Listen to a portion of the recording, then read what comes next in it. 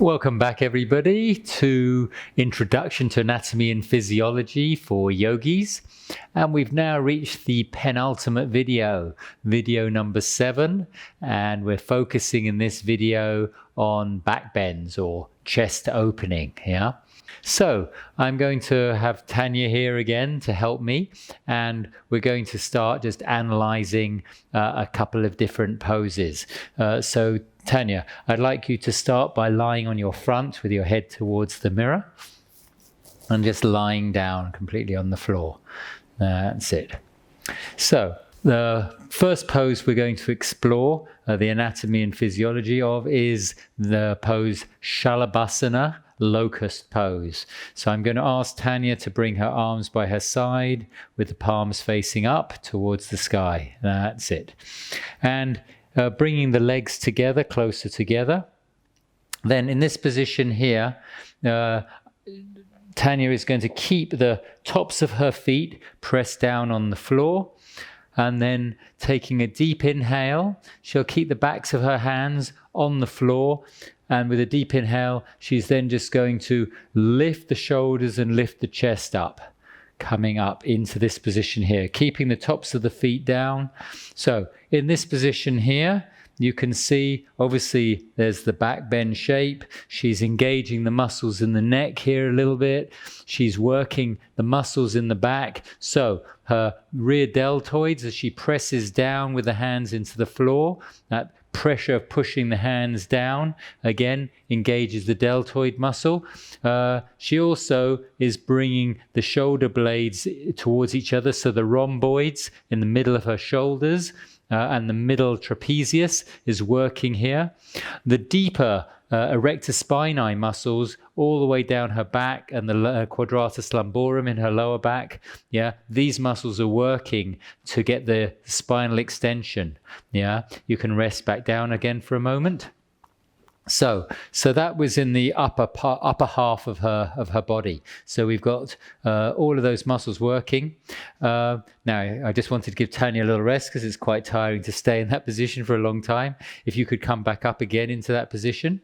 So the other thing you'll notice is that the shoulders are not coming up close to her ears. She's keeping the shoulders down. So again, that big diamond-shaped muscle, the trapezius muscle, she's using the lower part of the trapezius to pull the shoulder blades down to create space so she has a nice long neck.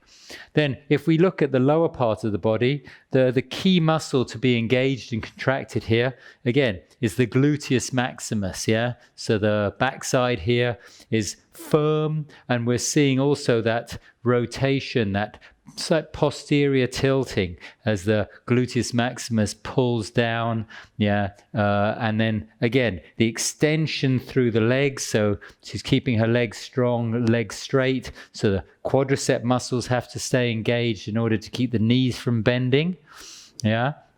And the calf muscles as well. Yeah, the calf muscles here are also engaged. They're also contracting because we've got the feet pointing. Yeah, plantar flexion of the feet.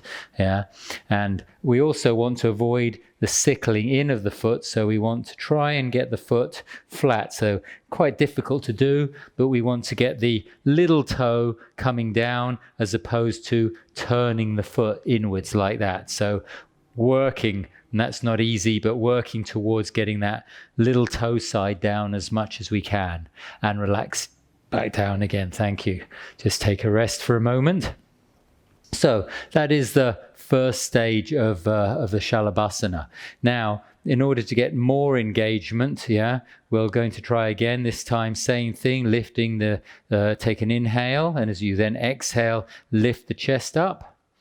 And then lifting the legs up as well. So again, it's a little easier with the legs further apart. If we bring the legs closer in together, it becomes harder. So the closer the legs are in, the more challenging this pose is. If you have the legs completely together, it becomes harder still, yeah? So you can choose how wide the legs are, but the energy of the legs is still pulling into the midline. So the muscles on the inside of the groin, the adductor muscles, they're working to pull the legs into that midline, yeah, holding there. And here, we've also got the hamstrings working a little bit to help this extension of the hip, yeah, and the quadriceps working to have the extension in the knee. Yeah, so this is another version of Shalabhasana. All right, and you can relax back down and then press yourself back up to Vajrasana. Come back up to kneeling.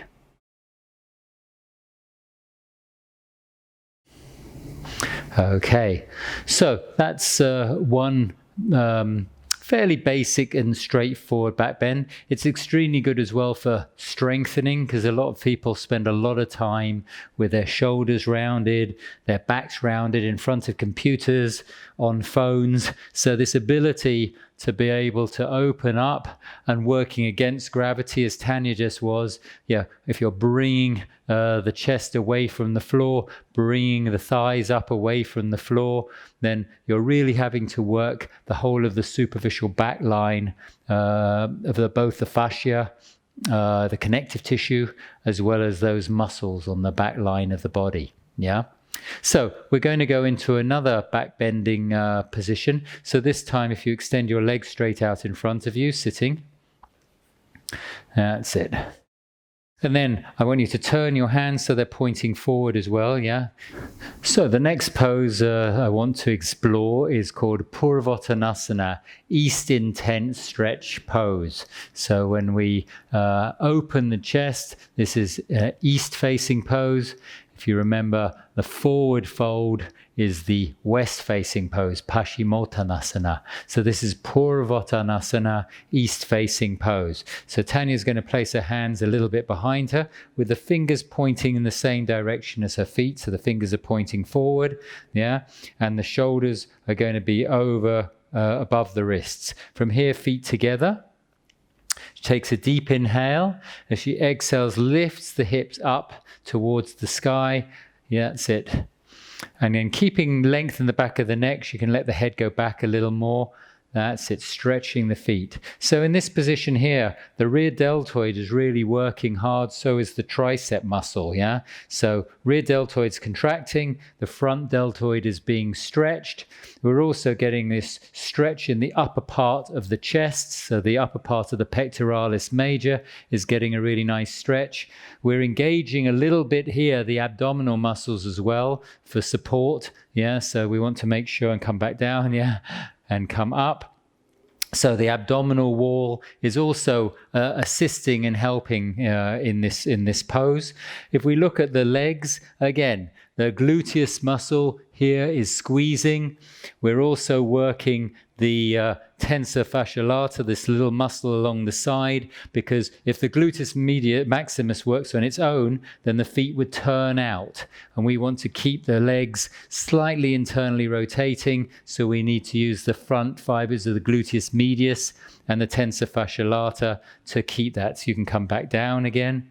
Yeah, so some of the muscles here, again, the legs were straight in this pose, yeah? So again, knee extension is being assisted by the quadriceps, yeah? Hip extension is being assisted by the hamstrings, and then the adductor muscles on the inside of the groin also helping to keep the hips lifted in this pose. In particular, one of the adductor muscles called the adductor magnus, which is a hip extensor, that's particularly effective in helping that lift of the hips in Purvottanasana.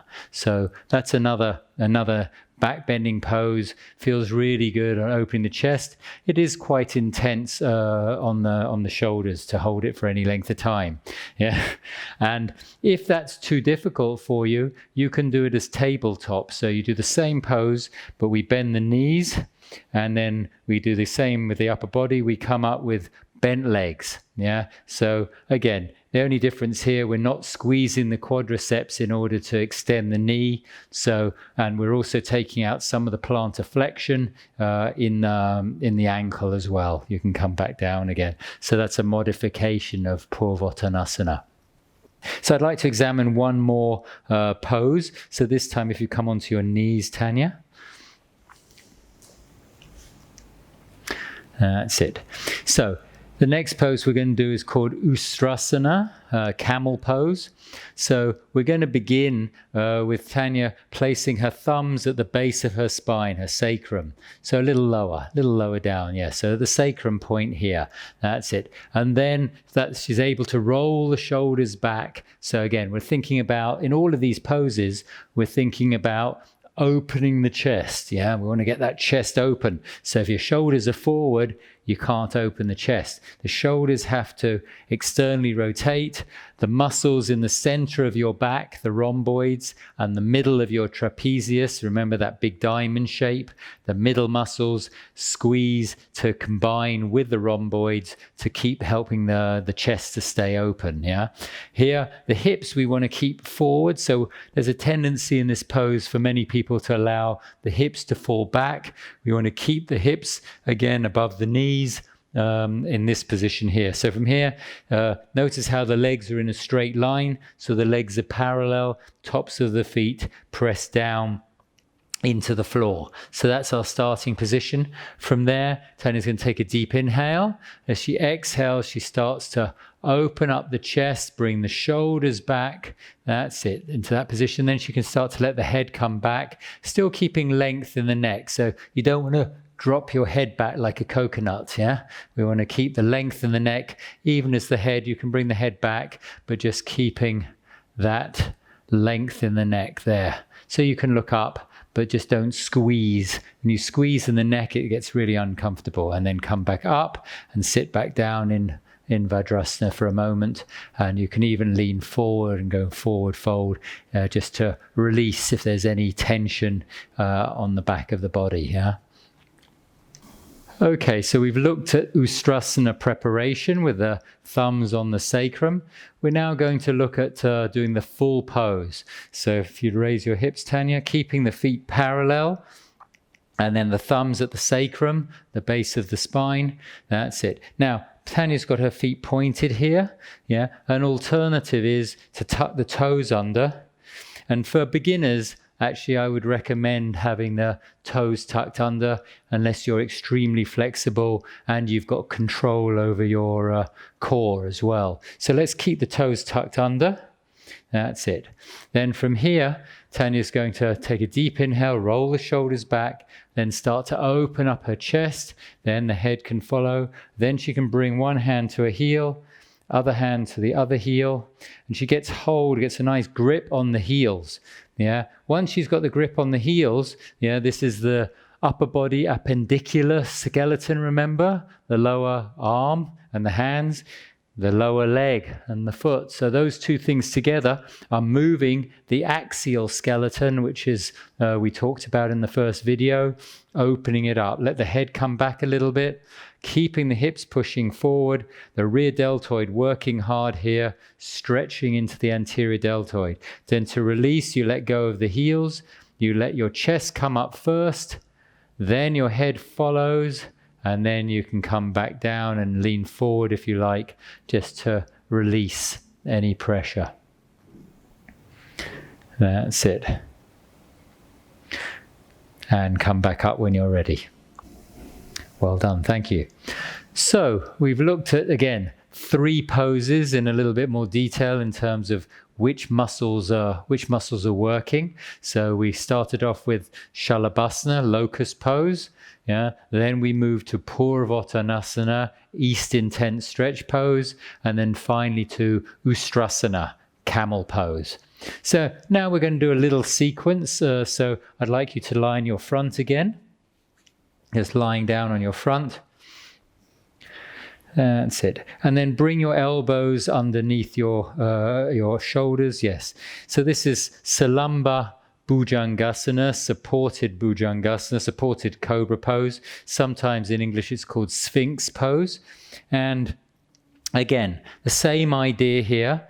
Yeah. We're scooping the tailbone down, so we do engage the buttocks. Yeah. We don't want the feet to turn out. So we also have to engage the muscles the gluteus medius anterior fibers and the tensor fascia lata, this small muscle. These muscles act as internal rotators, so they balance the big muscle, the gluteus maximus. They're balancing that so that we keep that alignment, and rather than the external rotating of the feet. Yeah. So again, here Tanya's pulling her belly in slightly. Again, the reason for this is by pulling the belly in and scooping the tailbone down, we're protecting the lumbar spine. So if you just hang out and you drop your belly to the floor, there's no what's called intra-abdominal pressure. So the pulling of the belly in, yeah, with the scoop, the posterior tilt of the tailbone down, those two actions help to both lengthen the lower back, the lumbar spine, and to take pressure out of the lumbar spine. Because a lot of people, when they do back bends, this area here takes a hell of a beating because they're not engaging all the other muscles to support it. Yeah. Now, from this position here, if this is easy for you and you really feel like you could comfortably go deeper, you can take your hands a little wider and then begin to straighten your arms, bring your upper body up a little bit higher. That's it. And the further in you walk the hands towards the body, obviously the higher the body's going to come. Yeah. So again, depends on your range of motion, your flexibility as to how far up you come. Again, very important here that you engage that lower belly, pulling the lower belly in so that you support, and you're using the rectus abdominis muscles here and the transverse abdominis muscles, the deep muscles, in order to just support your core. Yeah. The legs are nicely engaged and extended here. And it's a comfortable pose as long as you keep that engagement. Yeah. Then from there you can come back down onto your elbows, Tanya, and then come back to lying down. You can bring your hands under your forehead and just rest. That's it. So that's Salamba Bhujangasana. So then we're going to go second pose, which you can join us in. We're going to do the Shalabhasana, the locust pose. So if you can bring your hands to the side of your body, that's it, with the palms facing up. Again, the legs can be apart. Closer together is more difficult. Further apart is a little bit easier. Don't have them too wide apart, because when you start bringing the legs too wide apart and you come up, then you'll find a little bit too much squeezing into what's called the SI joint, the sacroiliac joint. So in this position here, again, Tanya's going to take a deep inhale. As she exhales, she lifts the shoulders, lifts the chest, rolls the shoulders back, engaging those muscles in her back that we talked about before. Yeah, so that's a nice pose. We're going to hold that for 3-4 breaths. Yeah, you want to feel the pose. So I never believe in rushing a pose and just holding it for one quick breath and moving on, because you don't really get to experience it. Then coming back down to the floor and relax for a moment. That's it. You can take a couple of breaths here. And then when you're ready, again, you're going to inhale, bring the shoulders up and back down onto the back, using those lower trapezius muscles, then raising the legs up. Yes, so there we're in, again, another shape for Shalabhasana. And in Shalabhasana, we can have different positions of the hands. We can have the hands interlaced behind the back. We can have the hands in front like Superman. There's a variety of different positions that you can put the hands into. I would say for beginners, this is a good position, because the support of just pressing the hands down a little bit into the mat just helps to get the chest to come up. And then again, releasing the legs, releasing back down to the floor. So Tanya starts in Sphinx pose for the next pose, and she brings her left hand slightly in just for balance, and then bends her right leg, brings her right hand around, opening the shoulder, and grabs the inside of the foot. That's it there. Now, for many people, this will be enough, and they'll be just working to bring that heel down towards the bottom. Yeah, just pulling the heel down. Now, if you're able to, as you can see, she's starting to bend the elbow. Then she starts to rotate, inner rotation of the shoulder, bringing the elbow up, and the fingers then turn to point forward into this position here. Yeah. So this is Ekapada Bekasana. Yeah. 1 foot frog pose. Yeah. So as I said, for most beginners, unless you're very open in your shoulder and you're able to do quite a deep bend of the back leg, you're not going to be able to get to this position. So you're going to stay just holding the foot like that. And you bend that elbow and you just try and bring the foot towards the bottom. Yeah. Okay. Then release that foot. And we'll do the other side. So same thing again. She opens up, notice how she opens up the shoulder nicely. So she's externally rotating the shoulder. Then when she's ready, she bends the elbow. She internally rotates that left shoulder and then brings the elbow to point up towards the sky. That's it. And the heel comes down towards the buttocks, or even slightly outside the buttocks. So eventually we want to keep the knee in, but the foot going out slightly more as the foot comes down in that position there, keeping the elbow up. But again, for most of you, you're going to just stay in this position, bending the arm and just working on getting that foot closer. Yeah. And unless you can comfortably do that rotation, then you just work on this for now and you don't try and turn the hand yet. Okay, then from that we can release the left hand. Just take a moment, just come back to resting on your hands and just taking a moment's rest. Okay. Then I'd like you to bend both knees, Tanya, and bring your arms around now and grab the outsides. No, the outsides of the foot. That's it. Now again, Tanya's taken the tops of the feet, which is what most people will be doing, is grabbing hold of the tops of the feet. If you're more flexible, you can actually hold the ankles and flex the feet. Yeah, so you can hold the ankles, flex the feet like that. But for most of you, that may not be within reach, so we'll do it with the feet pointed and holding the tops of the feet. That's it. Then we want to make sure that the knees don't go out too wide. Keep the knees in line with the hips. So there's a gap, but it's not a huge gap. We don't want the knees splaying out wide. When she's ready, she takes a deep inhale. As she exhales, she pushes the hands against the feet to lift up the thighs. Yeah, see a nice gap under here. Thighs lifting up, knees staying in line, chest lifting up. So she's using the feet pushing towards me to help lift her chest up, looking forward. That's it. With the feet here, she's doing flexed feet. For some of you, you won't be able to flex the feet, so you'll have to point the feet, yeah, and have your hands will be further up, yeah, on the foot like that. So some of you will be in this position, and that's fine. Just try to avoid over sickling the foot. Still try and keep the foot straight as you can in this position, even when you're pointing. And then release back down and release the legs. And just take a rest for a moment. So that's a little series that you can do of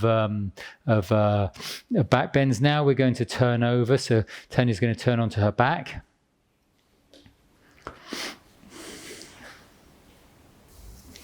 That's it, and lie down. Lying down on her back. And then bend your knees, feet on the mat, and keep the feet hip distance apart. So we want the feet hip distance apart and the feet basically pointing forward. Then bend the arms into robot arms, fingers pointing up to the sky. That's it. Again, we want the knees to stay in. There's a tendency for the knees to fall out in this position here. So often we see the knees, people have got their knees out like that. We don't want that. So one of the ways to stop that knees falling out, we want to engage the muscles on the outside here by pushing the feet outwards. So when the feet push outwards, the muscle on the outside of the thigh can fire up if the feet push out, and then the knees can come even slightly in. You can feel that. If you put your feet wider, like that, with your knees in together, and then you try and push the feet out. Yeah, in this position here, you should be able to feel the muscles on the outside of the thigh. When you press outwards, those muscles engage. Yeah, those are the muscles that we want to be using, again, to ensure that we don't get that external rotation and the knees falling out. All right, let's bring the feet back to parallel. Knees just stay straight above. From here, taking a deep inhale. As she exhales, lifting the hips up, up, up, up, up, up, up, up.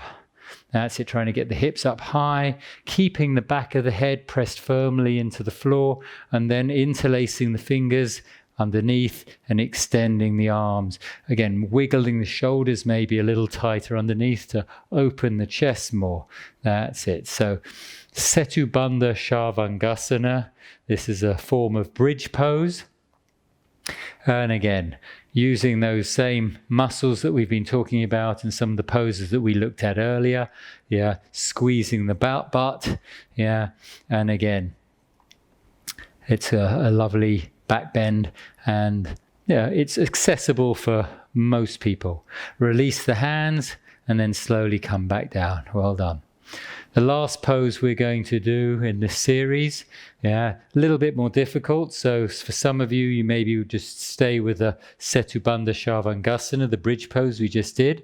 But if you're able to, you bring your feet in a little closer to your bottom. Bring the feet in closer towards you. And then grab the ankles. That's it. So you take hold of the ankles. That's it. Then from there, you take a deep inhale. And you lift the hips up, up, up, up, up. That's it.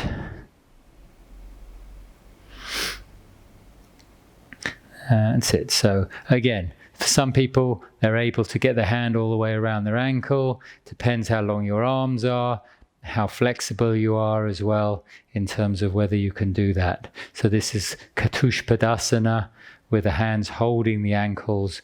So that's it. And we want to try and keep the feet parallel. That's it. And come back down, release. And relax the legs. Straighten the legs out. There we go. Take a moment there.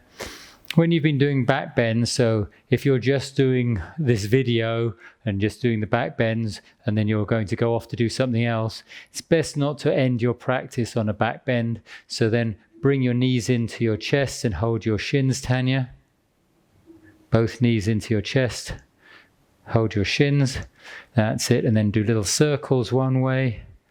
So we're just reversing the sacroiliac joint, where our spine fits into our pelvis, and then you can circle the other way.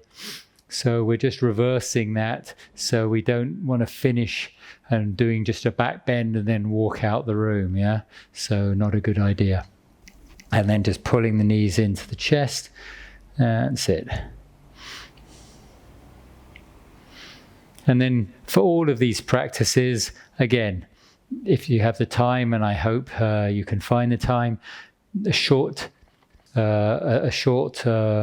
Shavasana at the end of the practice. So releasing the legs into Shavasana. Yeah, it's always nice to be able to finish and just spend a little bit of time in corpse pose Shavasana. Yeah. And then you can bend your knees, roll to your right, and come up.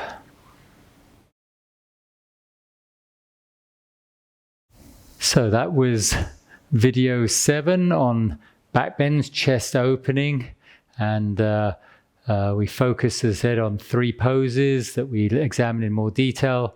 Then we put a little sequence together. Again, you can create, once you get more experience, you can create your own sequences, but as long as there's a logical progression. So we tend to go from easier to more difficult, and so on. Whatever is the level that we want to take it to. So again, we didn't do any advanced back bend poses here. One can go further and start doing poses like Urdhva Dhanurasana, wheel pose, and beyond that. But as I said, this introduction is very much designed for a more newer beginner level to yoga practice. So I hope to see you in the next video, video number 8, where we're going to focus on arm balances and inversions. Thank you very much.